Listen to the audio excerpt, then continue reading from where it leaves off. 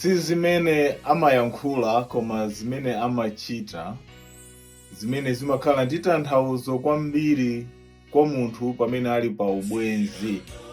Nthawi ya msauso imakupangisa kuzindikira iwo amene ali abwenzi ako eni. Amayi ndi abambo, anyamata ndi atsikana, ndifuna ndikulandireni mu programu ya Hymns of Hope Malawi edition. Iyi ndi programu yapadera imene mabwera Sunday lilonse 7 o'clock madzulo nthawi ya ku Malawi. Ndi nthawi imene timagawana nyimbo zosiyanasiyana mu nthawi imene tikukumana ndi mavuto. Tikamakamba zotikumana ndi mavuto, ndi zoonadi tikukumana ndi mavuto. Amalawi tikukumana ndi mavuto osiyanasiyana. Leroli ndi chifukwa yake ndikuyikonda nyimbo imene anayimba David Chiwaya, Henry Somanje, komanso Chifundo Chiwaya, imene akunena kuti Amalawi mutidalise. Ndi nyimbo imene ili pemphero, imene tinayenera tizipemphera nthawi zonse kuti no Ambuye, mmene mukudalisa anthu ena amaiko ena, Amalawi mutidalise. Ndi dziko laling'ono koma mavuto amene tikukumana nawo ndi ambiri. Anthu ambiri leroli akudandaula mavuto osiyanasiyana. Ndifake programu imene imabwera Sunday lilonse kunena kuti itilimbikise ife, kunena kuti kuli Mulungu kumwamba amene amatisamalira. Tatini tingomvera nyimbo imeneyi tisanalowe mkati mwa programu imeneyi ya Hymns of Hope Malawi edition, imene muli ndine Victor Khaula, amene ndili mkonzi komanso muulusi wa programu imeneyi. Tamverani nyimboyi pamene ikuyankhula kunena kuti Amalawi mutidalise. Tikukumana ndi mavuto osiyanasiyana, tikupempha Mulungu atidalise.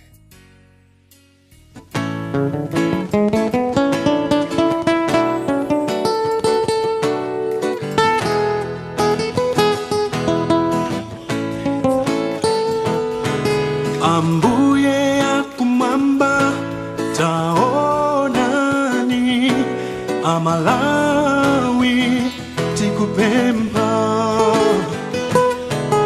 Tikuta ulema ndiyo churwa, mutidalitsire dzikoli. Uye mmene mudalitsa ena, Amalawi msati wale. Mene muchitira ena chifundo, Amalawi mutidalitse. Mtsogoleri watu mumpatse nzeru, mucha munampatsira Mfumu Solomon. Mumpatse tanzi, moyo wa utali, mucha munampatsira Mfumu Solomon. Buye mmene mudalitsa ena, Amalawi msati wale. Mene muchitira ena chifundo, Amalawi mutidalitse.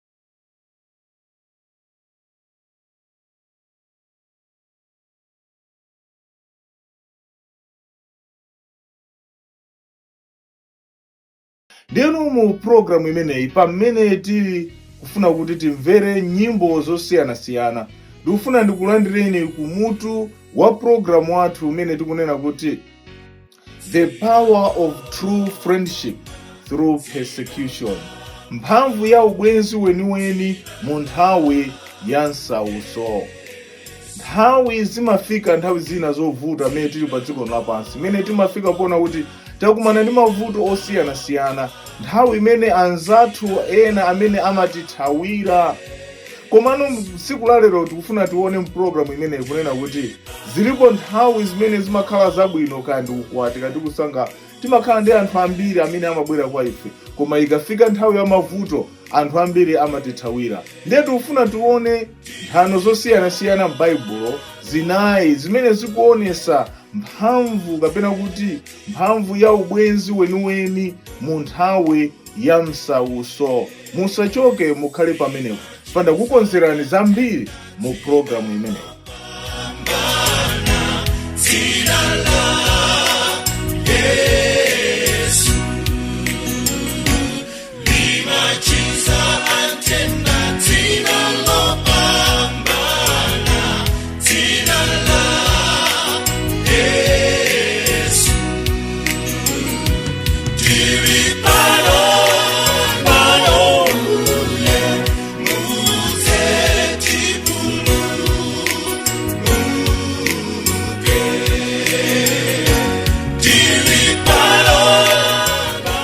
Mfundo yoyambirira imene tikuiona mu programu imeneyi ndiyonena kuti ya Davide ndi Jonathan. Mukamawerenga pa 1 Samuel chapter 18 kuyambira verse 1 mpaka na 4, mumva za ubale umene unalipo pakati pa Davide ndi Jonathan. Jonathan anali mwana wa Sauli amene Davide Mulungu amuonesa kuti noye azakhala mtsogoleri. Ndiye Sauli akudana naye ndipo akufunafuna kuti amuphe. Koma iyeyo adapanga ubwenzi nthawi imene amamuimbira kuti zimwenyemwenye. Akunena kuti anapanga ubwenzi ndi Jonathan. Ndi akuti Jonathan amene anadziwa zoti bambo wake ali ndithu ndi upo wofuna kuti amuononge Davide. Ndi akunena kuti iyeyo atadziwa kuti bambo wake ali ndi ukali kapena kuti ali ndi nsanje poona kuti Davide ali wodalisika komanso akukonzeka kuti no amuphe, iyeyo adapanga risk kufika kupona kuti no kukamuuza za chiwembu chimene atate wake amakonza. Amayi ndi abambo mukasakhala ndi abwenzi amaoneka mu nthawi ya mavuto. Iwo amene amakhala nanu ngakhale zinthu zimavuta, amene amabwera nkuzakuuzani chinthu choti nozikuthandizeni. Alipo anthu ambiri amene ndi anzathu amene amatha kumaona ife tikugwa m'mavuto koma osatiuza, amene onse abwenzi ayi. Komano bwenzi loposa limene limabwera mu nthawi ya mavuto nili kuthandiza. Ndi chifukwa chake ifeyo ngati Akhristu tinayenera kumakhala okondana. Tikaona anzathu akugwa m'mavuto tiyabweze, tiyauze zoonadi zake. Ndi bwino tidane nawo titauza zoona kusiyana ndi kusauza iwo aja akagwe m'mavuto. Tatiye timvere nyimbo ziwiri zimene akutipasa yoyambirira ndi a second family akuti bwenzi Yesu. Bwenzi lathu ifeyo ndi Yesu Khristu, Yesu amene ali ndi chikondi choposa. Nyimbo yachiwiri akuti ndimafuna bwenzi woimba ndi I sing to the Lord akunapere azimayi amenewa. Nyimbo zimene zikuonesa ubwenzi wa Yesu Khristu umene uli wopambana. Ifeyo ngati Akhristu tinena kukhala anthu okondana monga mmene Mulungu wakumwamba amatikondera. Kupyolera mwa Yesu Khristu tachiona chikondi chake. Tatiyeni timvere nyimbo ziwiri zimenezi. Bwenzi labwino ndilo Yesu mene muvutidwa nzikoli, alimbisa mtimamo atipasa mphamvuso. Bwenzi labwino ndilo Yesu, kulibe woposa Yesu. kulibe oposa Yesu, pogwatangatadi poitana zambatu. Bwenzi la bwino ndilo Yesu. Ninapeza tu bwenzi Yesu, atontoza moyo wangau. Meredi nsabira yesiza opandaniyo. Bwenzi la bwino ndilo Yesu. Kulibe oposa Yesu, kulibe oposa Yesu, pogwatangatadi poitana zambatu. Bwenzi la bwino ndilo Yesu. Pakuyenda usiku opya wachisolidi waifayo, sindiho pakonsebi Yesu aplumusadi. Bwenzi la bwino ndilo Yesu. Kulibe oposa Yesu, kulibe oposa Yesu, pogwatangatadi poitana zambatu. Bwenzi la bwino ndilo Yesu. Pozafika kumwamba konko donse okulupili kafe, indeti zaimbadi kuntamanda iyeyo. Bwenzi la bwino ndilo Yesu. Kulibe oposa Yesu, kulibe oposa Yesu, pogwatangatadi poitana zambatu. Bwenzi la bwino ndilo Yesu. Kulibe oposa Yesu, kulibe oposa Yesu, pogwatangatadi poitana zambatu. Bwenzi la bwino ndilo Yesu.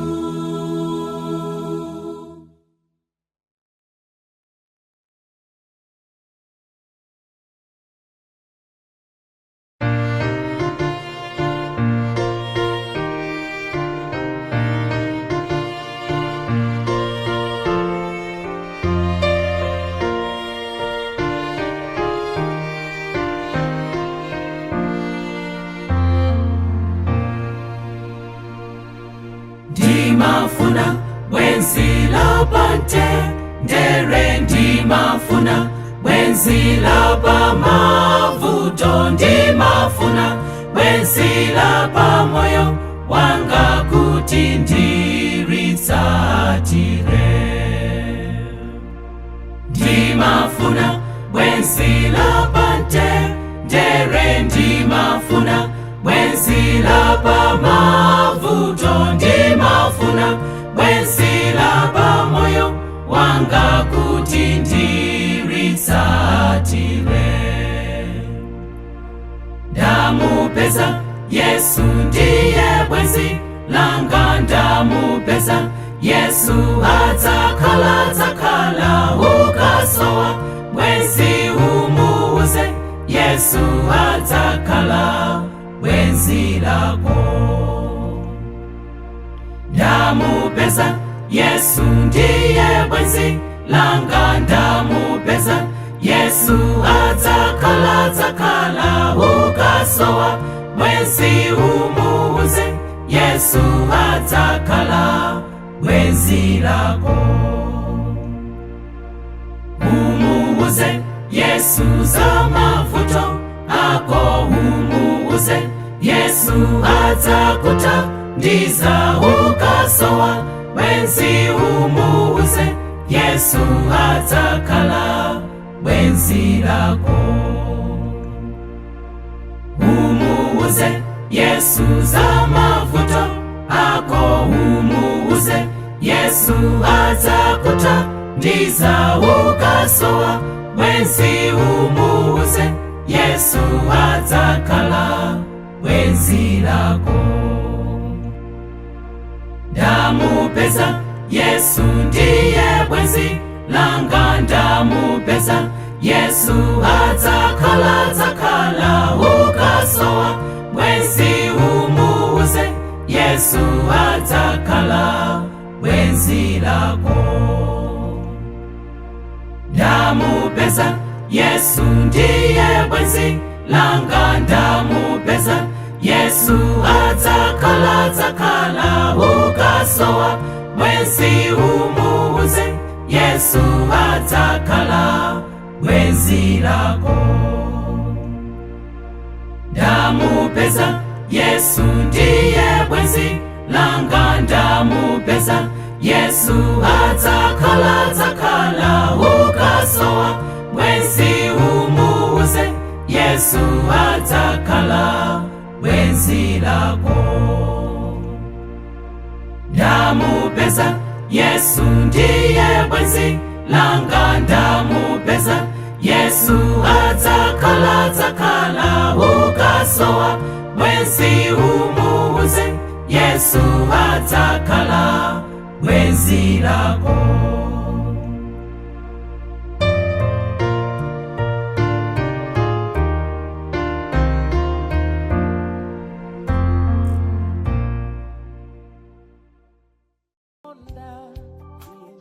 Mene tili nkati mwa programu imene Hymns of Hope Malawi edition.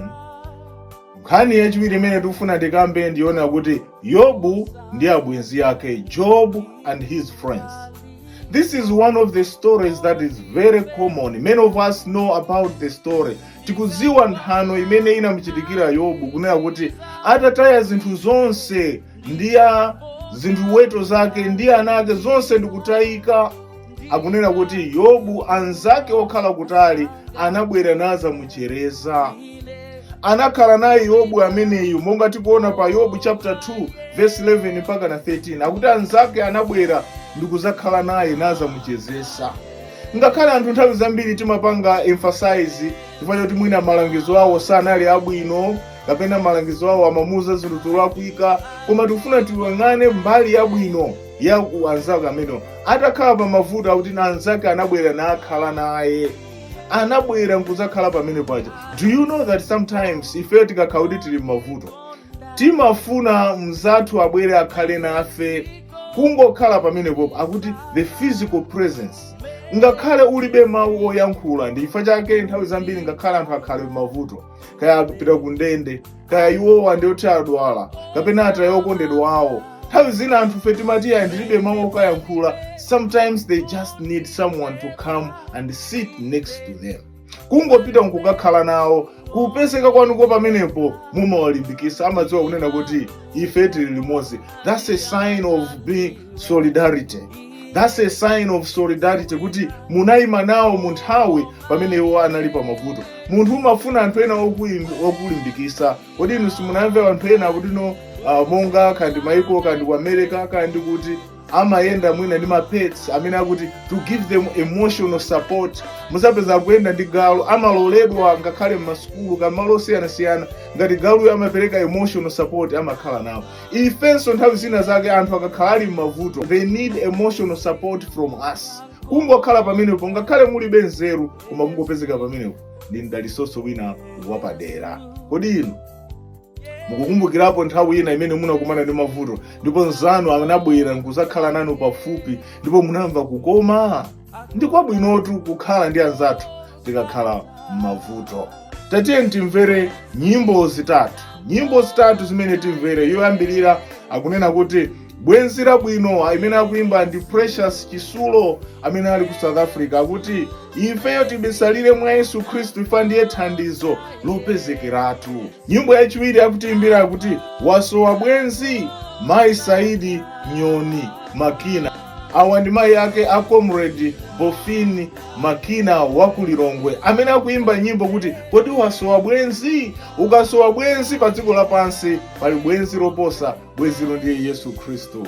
Pamene nyimbo yachitatu akunena kuti Yesu ndiye bwenzi amene akutiimbira Madison Boti akuti ngakhale tilibe ndalama, ngakhale tilibe china chilichonse, koma ukakhala ndi Yesu Khristu weyo uli ndi zonse. Do you know that by having Jesus you have everything? You may not have money, you may not have all the resources that other people have, but by just having Jesus you got everything. Amai ndi abambo, ifeyo tikuyenera tipange emulate from Christ. Kukhala abwenzi opezekeratu mu nthawi ya mavuto anthu akasowa.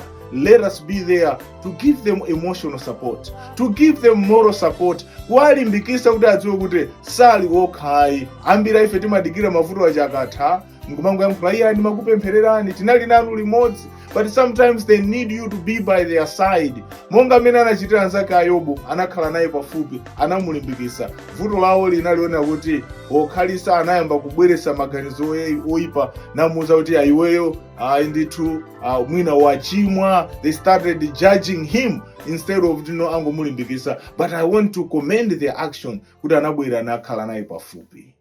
Tate ndimvere nyimbo zitatu zimenezi.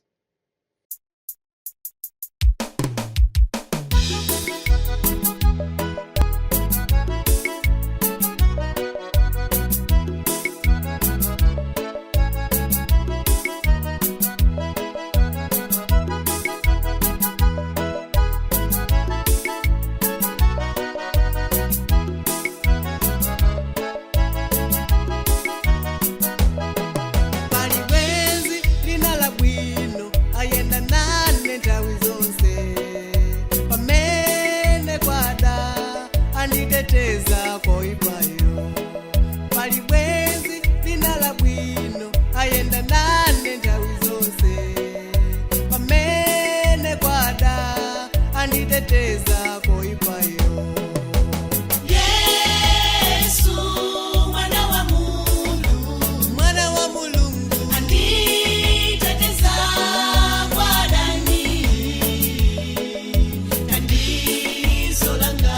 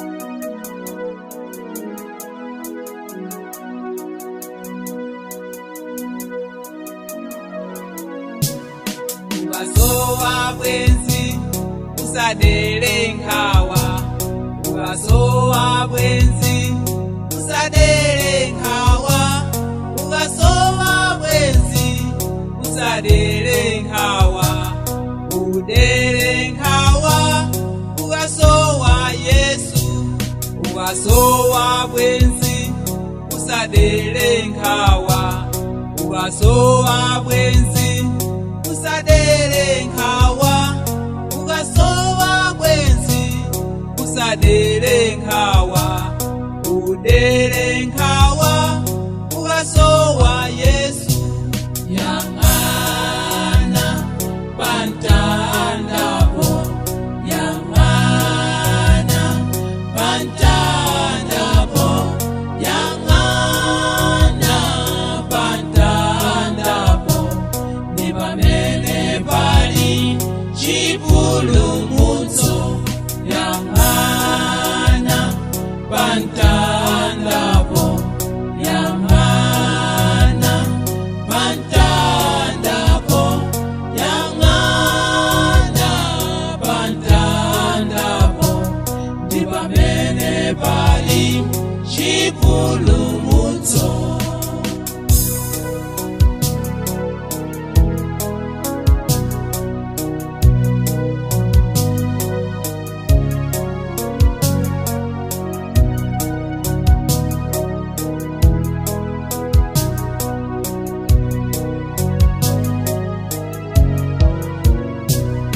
Ukasowa chuma usadere nkhawa, ukasowa chuma usadere nkhawa, ukasowa chuma usadere nkhawa, udere nkhawa ukasowa Yesu, ukasowa chuma usadere nkhawa, ukasowa chuma usadere nkhawa, ukasowa chuma usadere nkhawa, udere nkhawa ukasowa Yesu. Yangana pantandapo, yangana pantandapo, yangana pantandapo, ni pamene pali chipulumutso. Yangana pantandapo, yangana pantandapo, yangana pantandapo, ndi pamene pali chipulumutso.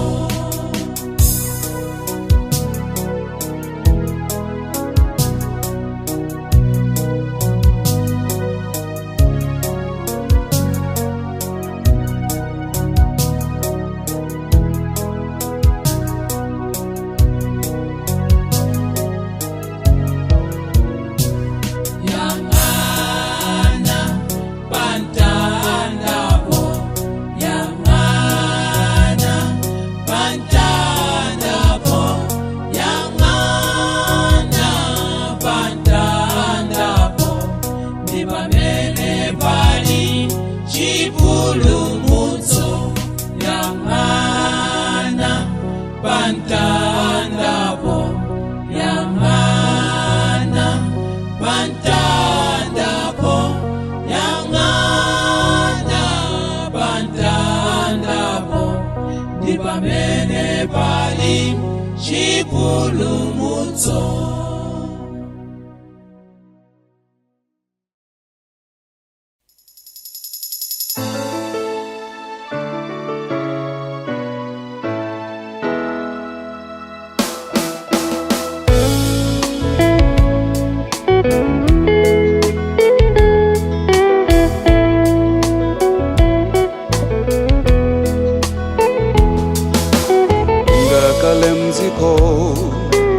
Opanda chiri chonse, ningakhale mziko opanda ndalama, ningakhale mziko opanda bwenzi Yesu.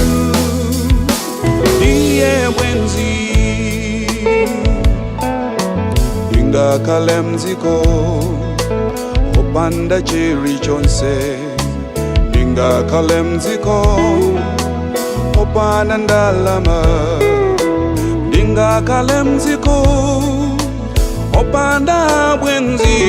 Yesu ndiye bwenzi, Yesu ndiye bwenzi, Yesu asamala, Yesu mpulumutsi, Yesu ndiye bwenzi, Yesu ndiye bwenzi, Yesu asamala, Yesu mpulumutsi, Yesu ndiye bwenzi.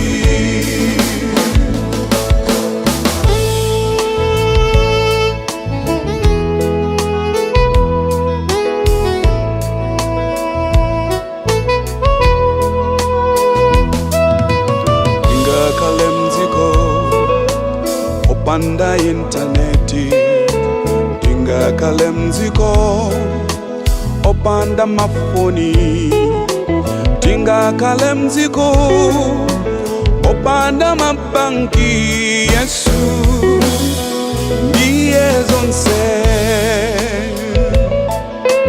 ndingakhale mdziko opanda interneti, ndingakhale mdziko opanda mafoni, ndingakhale mdziko opanda mabanki, Yesu ndiye bwenzi,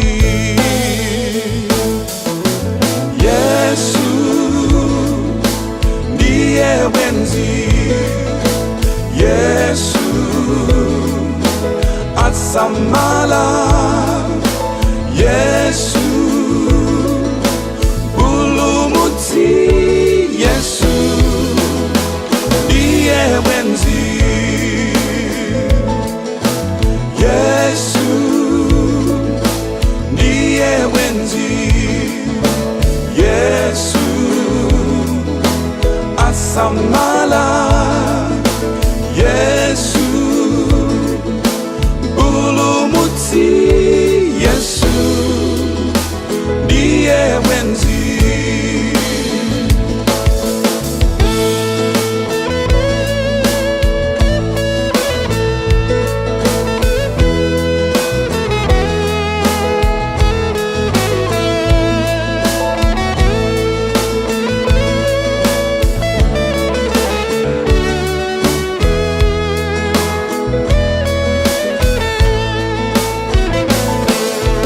Yesu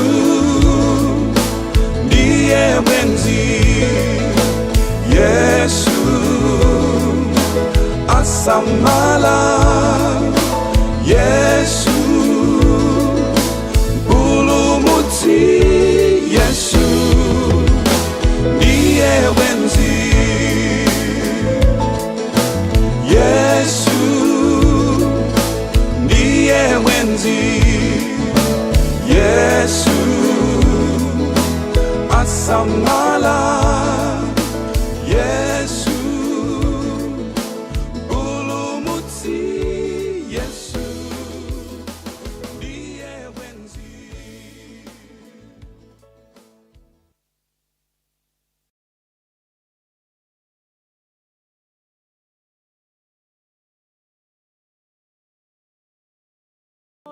Mfundo yachitatu imene tikuiona ndi Yesu ndi akuphunzira ake munda uja wa Getsemani, in the garden of Getsemani, Jesus and his disciples. Mukamuwerenga pa buku la Marko chapter 14 verse 32 kafika verse 34, tiona kunena kuti pamene Yesu Khristu anali munda umene uja wa Getsemani, akuti atafika poti no, he was in deep anguish, he was in pain. adapita kumunda umenejo wa Getsemani akuti kukapemphera kuti mwina ngati nkotheka chikho chimpitirire. Jesus as human anafika poona kunena kuti no anali ndi mantha, akuti adafika kumene kuja nanena kuti ndi adatenga akuphunzira, ndipo akuti adafika kumeneko adauza kunena kuti nokhalani apa, ndipo anatenga akuphunzira ena nakhala nawo.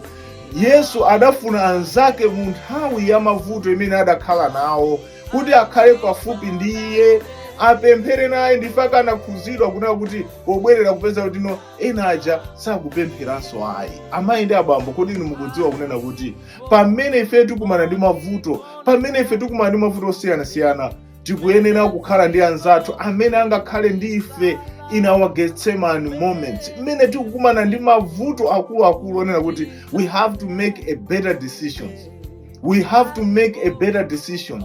Timasoweka anzathu ena amene angakhale pafupi nafe napemphera nafe. Ndeno ifeyo ngati mmene tili pa dziko lapansi tikuyenera kumadziwa kunena kuti there is power in intercessory prayer. Jesus needed such kind of prayers kuti no akhale nawo pafupi. Kodi inu anzanu akavutika mumachita bwanji? Mumatha kuwajoina anthu ena amene akuti no ali pa fasting kapena akupemphera? Have you ever joined other people amene mukuona kuti akuvutika ndikunena kuti ndikhala nanu limodzi, kapena anakuyitanani kuti mukakhale nawo nthawi imene akupemphera but you gave excuses? Tiye tiphunzire kunena kuti Yesu monga ndi akuphunzira ake munda uja wa Getsemani anafuna company. Pamene ife tili pa mavuto ndi pamene anzako enene amaoneka. Anzako amene amapereka excuse pamene uli m'mavuto ndi chizindikiro chonena kuti ubwezi wanu unangokhala wonena kuti tidye nawo kapena kuti wongofuna zabwino. Fa mavuto amaonesa amene ali genuine komanso amene ali wa fake. Ndiye ifeyo mavuto akabwera pa dziko lapansi ndi nthawi imene timadziwa amene amatikonda, koma choposa bwenzi loposa ndiye Yesu Khristu. Ifa iyeyo sazatisiya ayi. Tatiye timvere nyimbo zitatu. Nyimbo yoyamba ikunena kuti tikakhala ndi abwenzi, imene akutiimbira ndi a 2 for 1, akuti tikakhala ndi abwenzi pa dziko lapansi posachedwa timalekana nawo.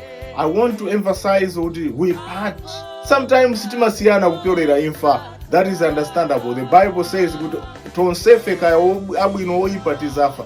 But sometimes tikakhala ndi abwenzi nthawi zina amatha kutithawira, amatha kutichokera ife ndikukhala tili tokha. Koma odala ndi amene bwenzi lawo ali Yesu Khristu. Nyimbo yachiwiri ndi imene akutiimbira kuti chikondi, imene akuimba ndi the Reapers. Awa ndi akulikhubula 1 amene akunena kuti Mbuye samakhumudwisa, chikondi chimakondwesa, Mbuye satikhumudwisayi, amatikonda. Pamene yachitatu ikunena kuti tinene za Yobu, imene akutiimbira ndi Amikalango SDA Dorcas Choir, akuti no tinene za Yobu, Amikalango SDA Dorcas Choir. Tiyankhule za Yesu Khristu chifukwa chani? Yobu akuti analimba mtima. Akuti tinene za Yobu, Yobu analimba mtima monga tikuona kunena kuti ngakhale anthu onse, ngakhale mkazi wake anamuza kuti iwe tangu tukwa na Mulungu ufe, koma Yobu anayima pa Yehova. Kodambira ife, do you know we have cursed God. Tayankhula zoyipa kwa Yehova. We have blamed God chifukwa choti anthu ena mwina anatipasa malangizo olakwika kapena tinakumana ndi mavuto, koma Yobu anayimabe pa Yehova. Amalawi tikupempha kwa Yehova kunena kuti mutichitire chifundo. Amalawi tikukumana ndi mavuto, koma tikupempha kunena kuti mu nthawi tikhale olimbika, tisansiyane naye Yesu Khristu. Tatiye ndimvere nyimbo zitatu zimenezi. Tikakhala ndi abwenzi tumziko latu lino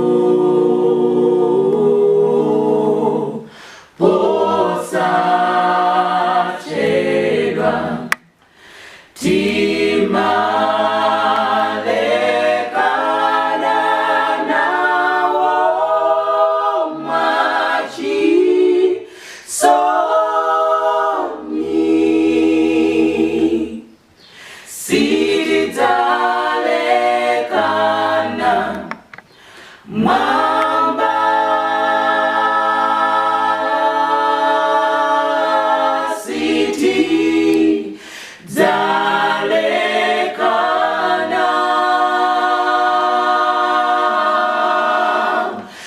dziko loko metsetsa lositi dzalekana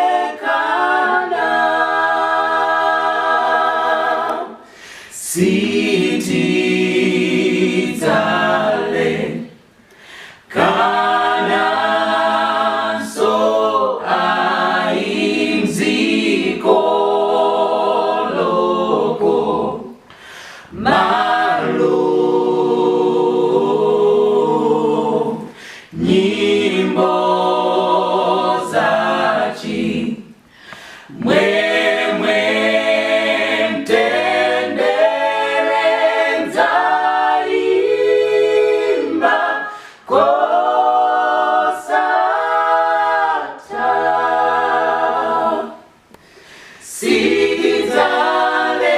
sidzalekana mwamba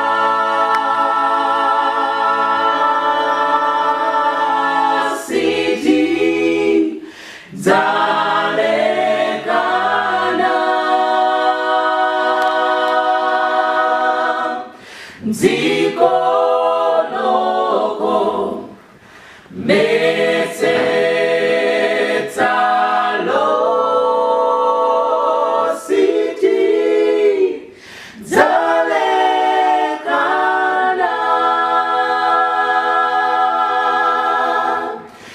dziko loko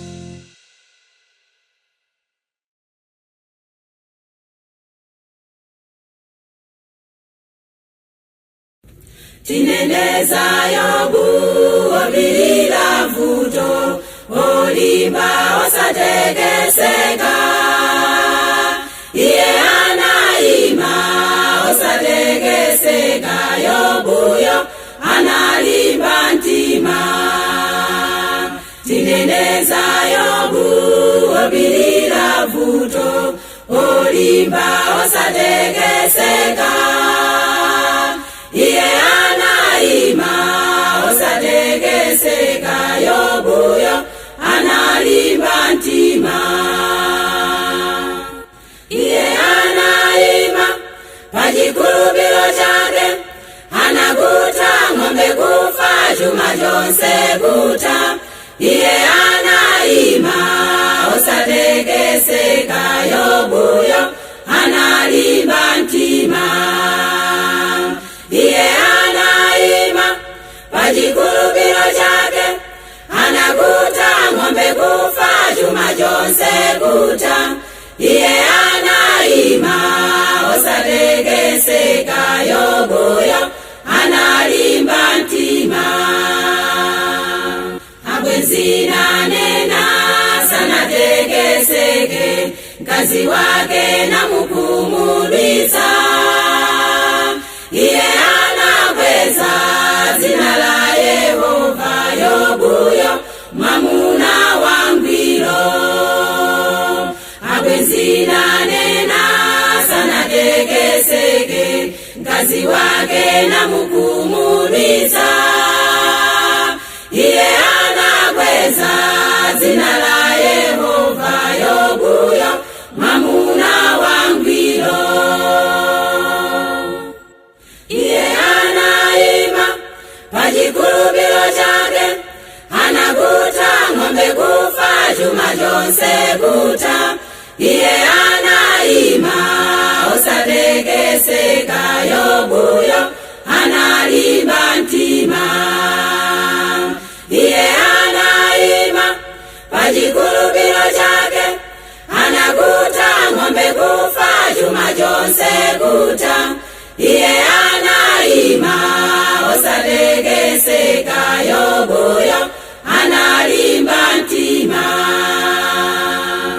chuma chonse kuta Yobu akudwala mkazi nati tukwanani mufe amuna lelo banjalikanata Yobuyo analimba ntima chuma chonse kuta Yobu akudwala mkazi nati tukwanani mufe amuna lelo banjalikanata Yobuyo analimba ntima iye anaima pachikhulupiriro chake anakuta ng'ombe kufa chuma chonse kuta iye anaima osatekeseka Yobuyo analimba ntima iye anaima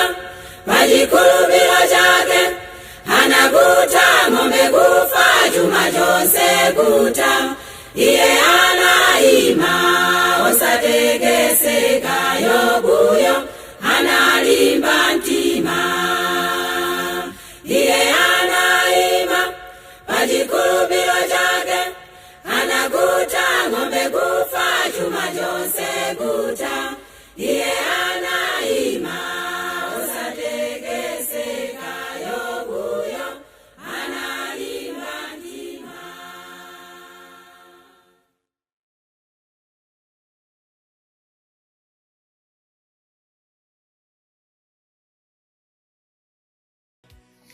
mfundo yachinayi imene ili yomaliza mu program imeneyi tikuona za relationship between Paulo ndi Sila, Paul and Silas, imene tikuyipeza pa machitidwe chapter 16 verse 25 mpaka na 26, Acts chapter 16 verse 25 up to 26. Apapa tikuona mmene anthu amatha khalira limodzi. Mukudziwa inu Paulo ndi Sila akunena kuti pamene iwowa anaponyedwa mu ndende, ngakhale zitseko akuti za ndende zinatsekedwa, koma akuti Paulo ndi Sila anakhala limene mukupembedzera pamaso pa Yehova, ndipo zitseko za prison imeneyi akuti no zinaseguka. There is power in praying together. Paulo ndi Sila anali anthu oti akugwira ntchito limodzi, koma mu nthawi pamenenso mavuto anabwera anapemphera limodzi. Zikutiphunzitsa chani? Amayi ndi abambo, mmene tili kumapeto a nthawi tikumana ndi mavuto osiyanasiyana. Ena aponyedwa ndende, ndi nthawi yonena kuti mwina ife sitingakalowe ndende, koma tikhale tikupemphera. We have to be there, tiyapase chilimbikiso, tipemphere nawo, chifukwa chonena kuti Mulungu wakumwamba palibe prison imene pa dziko lapansi imene sangayitsegula. Ngati anasegula zitseko zimene zakuti zitseko za prison zidatseguka, ndipo anthu amenewo anatulusidwa. Ifeyo tili m'mavuto pambali pa physical prisons. Ambiri ife tamangidwa mu ukapolo wa Satana. Tikuyenera kupempha Yehova kuti atithangate kupyolera mwa anzathu. We must have somebody who is a friend, confident, who we can pray together for something kuti chichitike, ndipo Mulungu wathu azatimva. Tatiye timvere nyimbo ziwiri. Imene tikunena yoyambirira kuti imbira ndi mayi Florence Maseya, amene ndi mtumiki amene amatumikira mu ministry imene yoyimba, akunena kuti ndiyimbatu za Yesu. Ifeyo tiyimba za Yesu Khristu, kunena kuti za chikondi chake, tikweze za ukulu wake. Komanso yachiwiri akuti basa ndi Chance Liwo Mpikiti Nyamata wa Kuzomba, akunena kuti mutiphunzise Ambuye mayendedwe wanu, mutiphunzise za chilamulo chanu, mutiphunzise kukhala ndi ubwenzi wopambana, powerful relationships zimene zimaonekera mu nthawi ya msauso, osati ubwenzi wa gwedegwede kuti winzathu akakumana ndi mavuto ifeyo tamuthawa. Mutiphunzise Ambuye. Tatiye timvere nyimbo zimenezi, ndiyimbatu za Yesu, komanso nyimbo imene akunena kuti mutiphunzise, Chance Liwo Mpikiti Nyamata wa Kuzomba.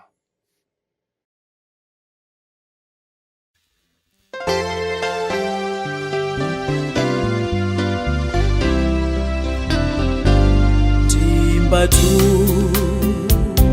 za Yesu yoyimweya nakondane anacho kamwambamo anafa mtandapo. Timbatu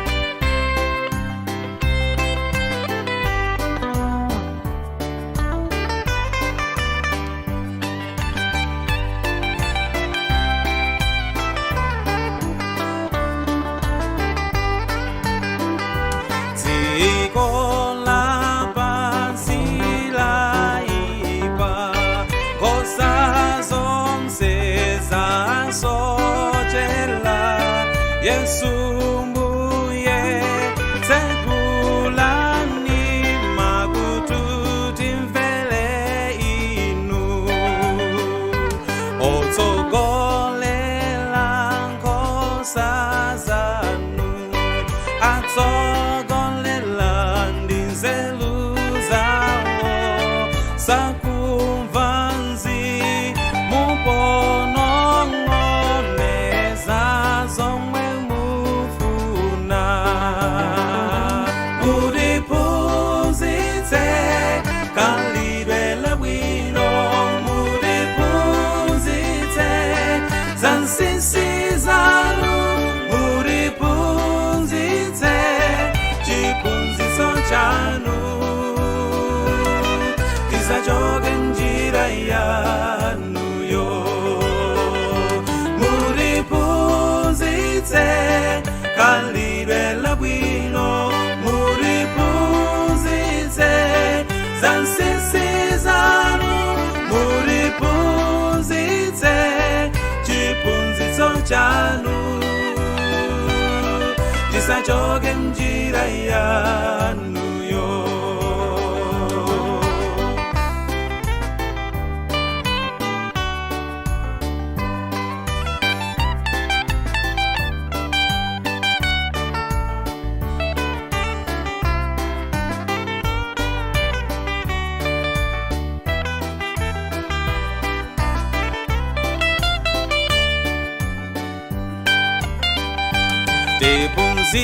Tiphunzitseni kuvala kwabwino tiphunzitse kudzichepetsa khalidwe la opembedza lochititsa manyazi mkazi mmodzi mwamuna mmodzi koma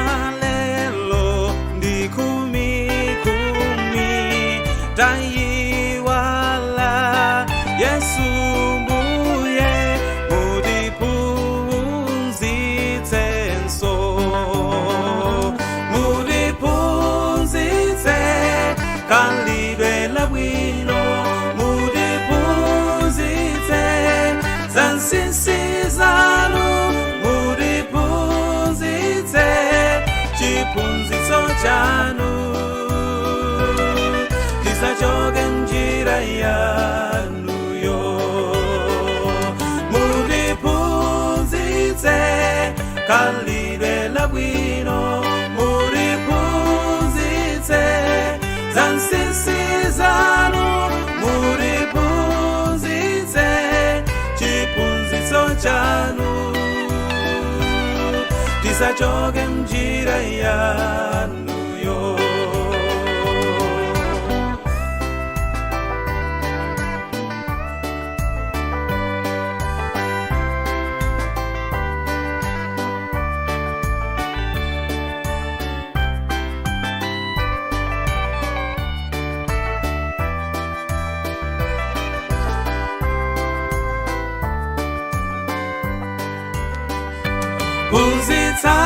Phunzitsani dziko lonse phunzitsani mpingo wonse phunzitsani za zinsinsi zanuzo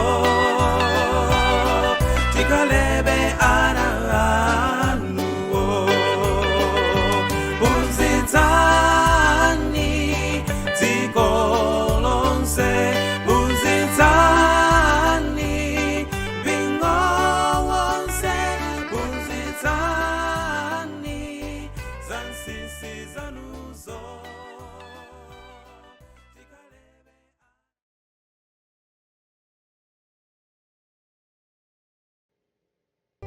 pamene tikufika kumapeto kwa programu imeneyi ndikufuna ndikuthokozeni inu nonse amene mwakhala nanu mu programu imene tazionera tokha ife kunena kuti mphamvu ya chikondi si mawu okha ongoyankhulayi love kapena kuti chikondi ndi mawu amene akhazikika pa chikondi kapena kuti love is a doing word. It is not what you say. It is not what you promise. It is not what you write on the wall, but what you do. Especially pamene munthu ali mu nthawi yovuta, in vulnerable moments, mu nthawi imene moyo waopsezeka, ndi pamene ubwenzi wathu umaululika. Munthu angathe kuzayiwala anthu amene anabwera pa ukwati wake. Munthu angathe kuzayiwala anthu amene anabwera pa graduation yake. Koma munthu amene anakuyendera pamene iwe uli kundende. That's why we find that in the Bible, Jesus Christ is associated more kwa anthu amene anali m'mavuto. Ndifake Yesu atabwera pa dziko lapansi akuti no, anazipanga identify to people that were marginalized, not to the celebrities.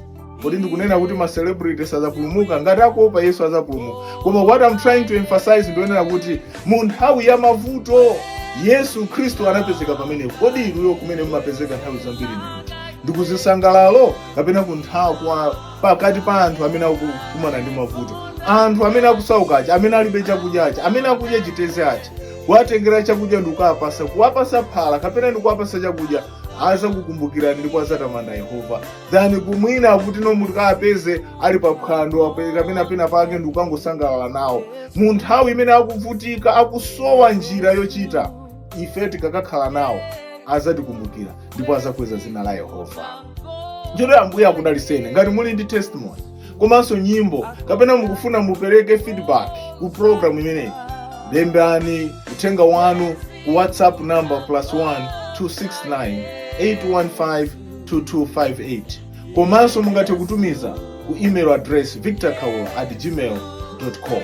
Ndimakhala okondwa Sunday lililonse madzulo nthawi ya 7 o'clock ku Malawi, komanso 1 p.m. Eastern Time, pamene timabwera ndi program imene cholinga chofuna kuti no tilimbikisane ndi dzina lokha la Yesu Khristu limene limatipasa chiyembekezo. Amayi ndi abambo, Yesu akubwera posachedwa. We should not be ashamed to preach the gospel. Jesus is coming soon. We should never be ashamed of preaching the gospel. Tingathe kuoneka kunena kuti ife achikale kapena anthu atiuze kuti zimenezo nzamakezana, koma ndikufuna ndikuwuzeni ngati kuli nkhani yosatha, it is the good news about the second coming of Jesus. Yesu akubwera posachedwa ndipo akufuna inu ndine tikhale limodzi tilalikire. Ndimathokoza oyimba nonse amene mission statement yanu ndiona kuti tikufuna tilalikire uthenga kuti Yesu Khristu abwere msanga, ndipo Mulungu atithandize kukhala nacho chikondi. Munali ndine Victor Khaula.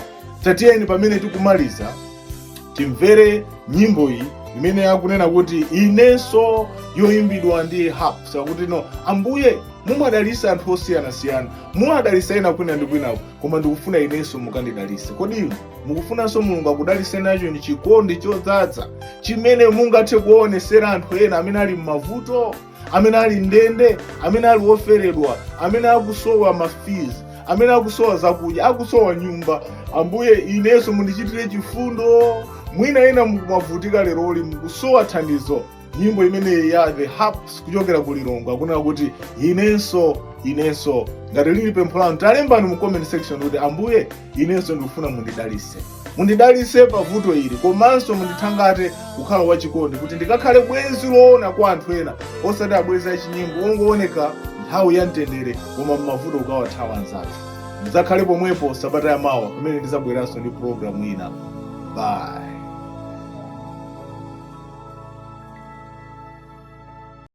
Yakobo panjirapo nalimbana ndingeloyo namuuza sindikusiyanine mpaka mundidalitse kunalihana napemphera kufuna mwana nafulira pa mapazi yake mpaka Mungu namudalita.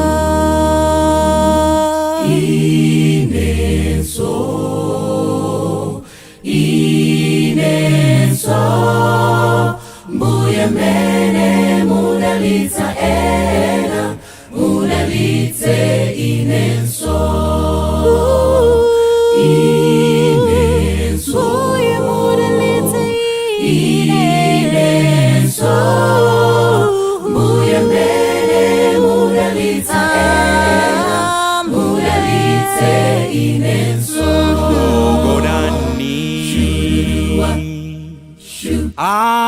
adzatsegulira mazenera mwamba, Mulungu adzayankha nadzakupatsa zosowa za mtima wako. Pemperani